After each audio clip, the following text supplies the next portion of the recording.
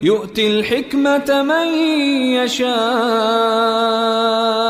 ومن يؤت الحكمة السلام عليكم ورحمة الله وبركاته نحمده ونصلي على رسوله الكريم أما بعد আজকের এই দরসে আমরা আলোচনা করব তাদবিন ও ইলমিল হাদিস বা হাদিস সংকলনের ইতিহাস সম্পর্কে। সাধারণত হাদিস অস্বীকারীরা আপত্তি করে থাকেন যে হাদিস লেখা হয়েছে হিজরি ৩য় শতাব্দীতে, রসুল করিম সাল্লাল্লাহু আলাইহি ওয়াসাল্লামের মৃত্যুর প্রায় ২০০-৩০০ বছর পরে। সুতরাং এই দীর্ঘ সময়ে হাদিসের মধ্যে কোনো ধরনের পরিবর্তন হয় নাই এটা বলা যায় না, বরং পরিবর্তন হওয়াটাই স্বাভাবিক। সুতরাং হাদিসটা অগ্রহণযোগ্য। এর উত্তর হলো, রসুল করিম সাল্লাল্লাহু আলাইহি ওয়াসাল্লামের যুগ থেকে নিয়ে হিজরি ৩য় শতাব্দী পর্যন্ত হাদিস সংরক্ষণের কি কি পদ্ধতি অবলম্বন করা হয়েছে গবেষণা করে দেখা গেছে, হাদিস সংরক্ষণের পদ্ধতি শুধুমাত্র হাদিস সংকলন বা গ্রন্থাকারে লেখালেখি নয়, বরং রসুলের যুগে এবং সাহাবায়ে কেরাম রাদিয়াল্লাহু তাআলা আনহুদের যুগে ৩ পদ্ধতিতে রসুলের হাদিস সংরক্ষণ করা হয়েছে। পদ্ধতি ৩টি হলো হিফজে রওয়ায়াত, তাআমুল এবং কিতাবত। প্রথম পদ্ধতি হলো হিফজে রওয়ায়াত বা হাদিস মুখস্থ করা। মুখস্থ করার মাধ্যমে হাদিস সংরক্ষণ করা, এটা সে যুগ বিবেচনায় অত্যন্ত নির্ভরযোগ্য একটি মাধ্যম ছিল। কারণ আল্লাহ তাআলা আহলে আরবদেরকে এত প্রখর মেধা দান করেছিলেন যে তারা শুধুমাত্র নিজেদের বংশ পরম্পরায় নয়, নিজেদের ঘোড়ার বংশ পরম্পরাও একেবারে ঠুটস্থ করত। হাজার হাজার কবিতা তাদের মুখস্থ থাকতো। কোনো একটি কথা বা কবিতায় একবার শুনলেই তাদের মুখস্থ হয়ে যেত। সুতরাং রসুল করিম সাল্লাল্লাহু আলাইহি ওয়াসাল্লামের হাদিস মুখস্থ করার মাধ্যমে তারা হাদিস সংরক্ষণ করেছে। ইতিহাসে তাদের বিরল এবং অসাধারণ মেধা ও স্মরণশক্তির প্রমাণ পাওয়া যায়। এখানে আমরা 2টি ঘটনা উল্লেখ করছি।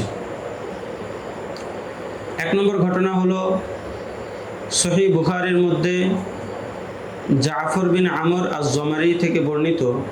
তিনি বলেন, একবার আমি উবাইদুল্লাহ বিন আদি বিন খিয়ার এর সঙ্গে হযরত ওয়াহশী রাদিয়াল্লাহু তাআলা আনহুর সঙ্গে সাক্ষাৎ করতে গেলাম।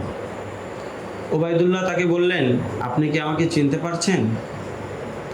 হযরত ওয়াহশী রাদিয়াল্লাহু তাআলা আনহু তাকে দেখে বললেন, তোমার চেহারাটা তো মনে পড়ছে না, তবে আজ থেকে অনেক বছর পূর্বে আমি আদি বিন খিয়ারের বাড়িতে গিয়েছিলাম।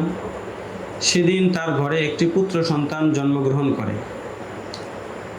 তো আমি তাকে চাদরে মুড়িয়ে তার দুধ মাতার নিকটে নিয়ে গিয়েছিলাম।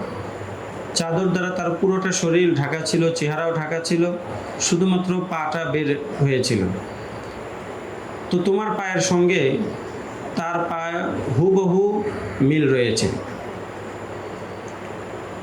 লক্ষ্য করুন, যে জাতি এত মামুলি থেকে মামুলি বিষয়ও এত গভীরভাবে মনে রাখতে পারে, তাহলে রসুল করিম সাল্লাল্লাহু আলাইহি ওয়াসাল্লামের আকওয়াল আফআল, তার বাণী এবং কাজকর্মকে তারা কতটা গুরুত্বের সাথে মুখস্থ রাখবে, যেই রসুলকে তারা নিজেদের পথ প্রদর্শক এবং নাজাত প্রদানকারী মনে করে। উপরন্তু হাদিস সংরক্ষণ এবং মুখস্থ করার ব্যাপারে রসুল করিম সাল্লাল্লাহু আলাইহি ওয়াসাল্লাম অনেক উৎসাহ প্রদান করেছেন। রসুল করিম সাল্লাল্লাহু আলাইহি ওয়াসাল্লাম বলেছেন, নাজ্জারাল্লাহু আবদান সামিআ মাকালাতি ফাহাফিজাহা ওয়া ওয়াআহা ওয়া আদ্দাহা কামা সামিআ।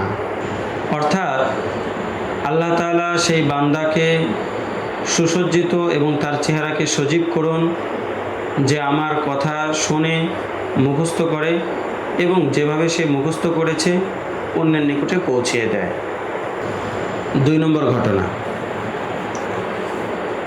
হাফেজ ইবনে হাজার আসকালানী রহমতুল্লাহি আলাইহি তার আল ইসওয়াবাহ গ্রন্থে উল্লেখ করেন, একবার আব্দুল মালিক বিন মারওয়ান হযরত আবু হুরায়রা রাদিয়াল্লাহু তাআলা আনহু এর স্মরণ শক্তির পরীক্ষা নিতে চাইল।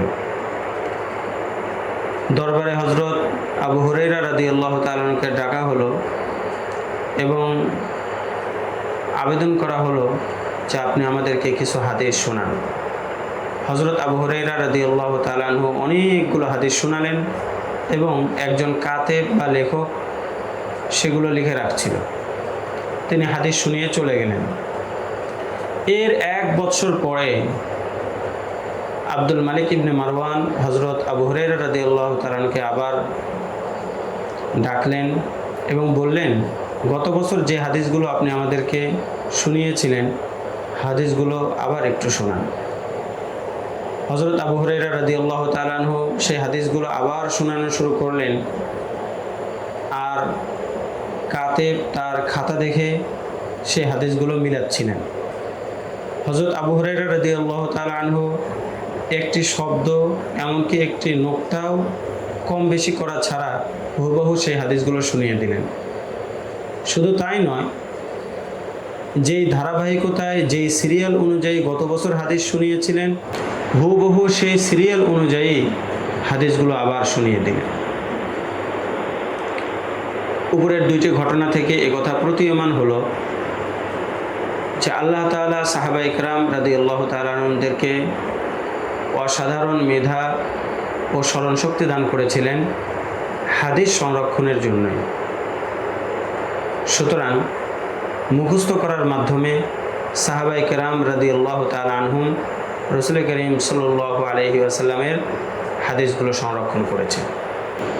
হাদিস সংরক্ষণের দ্বিতীয় পদ্ধতি হলো তাআমুল, অর্থাৎ সাহাবায়ে কেরাম রাদিয়াল্লাহু তাআলা আনহুম রাসূল করিম সাল্লাল্লাহু আলাইহি ওয়াসাল্লামের আকওয়াল ও আফআল, বাণী ও কাজকর্মের উপর হুবহু আমল করার মাধ্যমে তা সংরক্ষণ করতেন।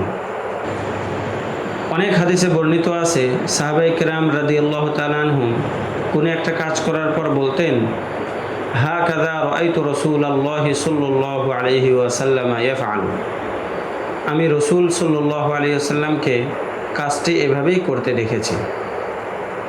আর নিশ্চয় মানুষ যে কাজ নিজে করে সেটা তার স্মরণ শক্তিতে কান্নাকশে আলাল হাজার, পাথরের রেখার মতো সংরক্ষিত হয়ে যায়।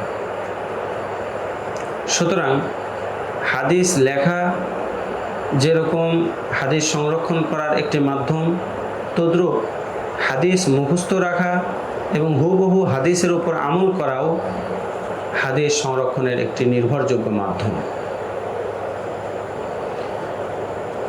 পরের দরসে আমরা আলোচনা করব হাদিস সংরক্ষণের তৃতীয় পদ্ধতি কিতাবাত বা লেখালেখি সম্পর্কে ইনশাআল্লাহ তাআলা। আসসালামু আলাইকুম ওয়া রাহমাতুল্লাহ। ومن يؤت الحكمة فقد أوتي خيرا كثيرا وما يذكر إلا أولو الألباب.